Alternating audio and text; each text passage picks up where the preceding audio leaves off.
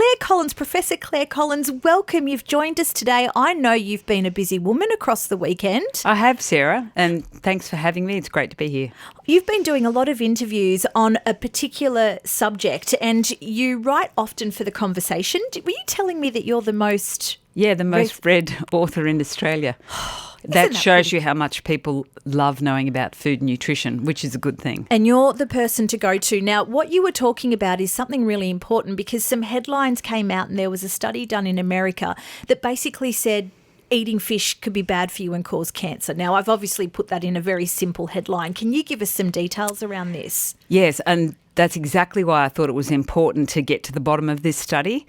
So, big headline, eating more fish causes skin cancer, not just superficial skin cancers, but malignant melanoma. Wow. And so I thought, well, it's really important that we know, what does this mean for Australia? So first up, this study was big. It was nearly 500,000 people, Jeez. but from the USA, but it's an observational study.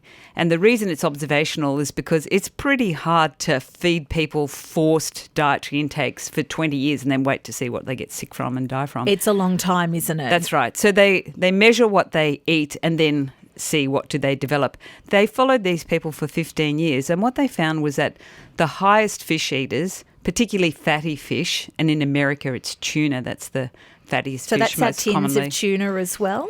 All kinds of tuna, but Yep. it would mostly be canned tuna, and the tuna fish sandwich is a very American Yeah, they thing. love it.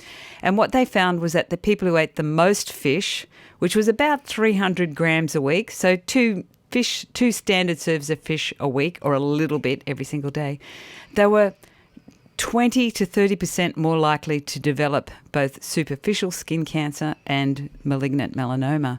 But one of the things about this study, though, is that they only asked them about their diet at baseline and assumed they never changed it over 15 years. And as we know, we can dramatically change our exercise, You our can. diet, our health. You can. Often, And many the- times a year. And the other major problem with the study, which the authors acknowledge, is that they did not ask them at baseline about their risk factors for skin cancer, like their skin colour, the number of freckles and moles, their time spent in at the beach, or how many times they got sunburnt.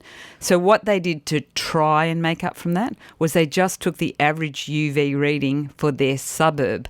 But if you think about that, the number of times you go to the beach or got sunburnt, how likely is that to be the same as your next door neighbour? Very good point. Or if you work indoors versus working outdoors, I mean, Yeah, that's really different. Yeah, or maybe you're a fisherman and that's why you eat more fish and so you're always outside.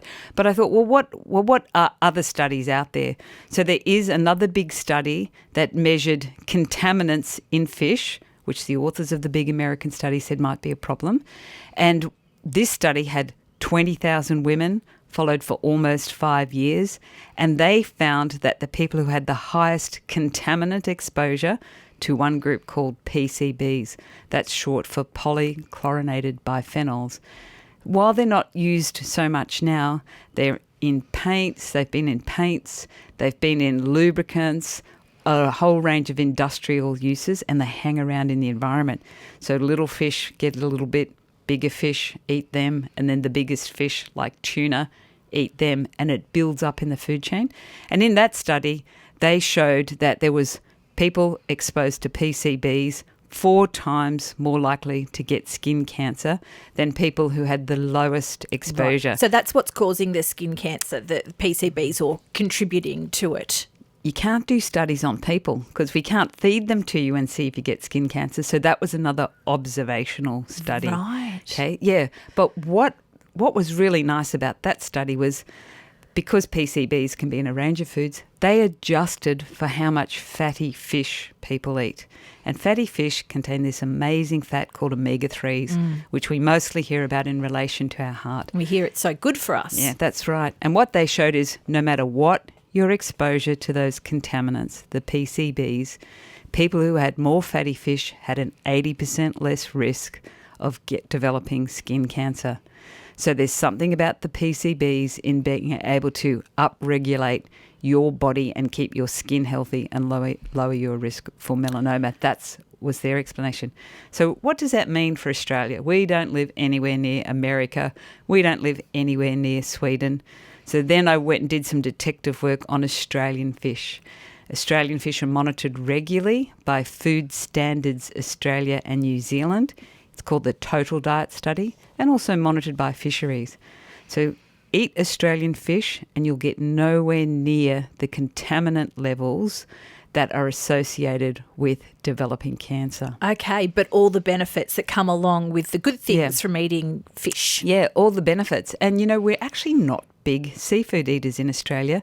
The average intake is only about 200 grams. Which is bizarre given that we're an island, but yeah. Yeah, that's right. And fresh fish can be expensive, but canned tuna tends to be the little ones who only eat little teeny fish and then get eaten by bigger fish. So canned tuna is one of the lower fish for contaminants. So eat fish, slip, slop and slap so you don't get sunburnt, because that's the biggest factor for melanoma in Australia, is getting sunburnt. So be sun safe and keep eating fish. Oh, Claire, thanks for breaking that down for us. Pleasure. Oh, good. I'm not going to feel so bad eating the tuna sandwich now at lunch. That's good to hear. Claire Collins, thank you so much. We'll catch up with you again in a fortnight's time. Pleasure. Always a pleasure. 2NURFM, a broadcast service of the University of Newcastle.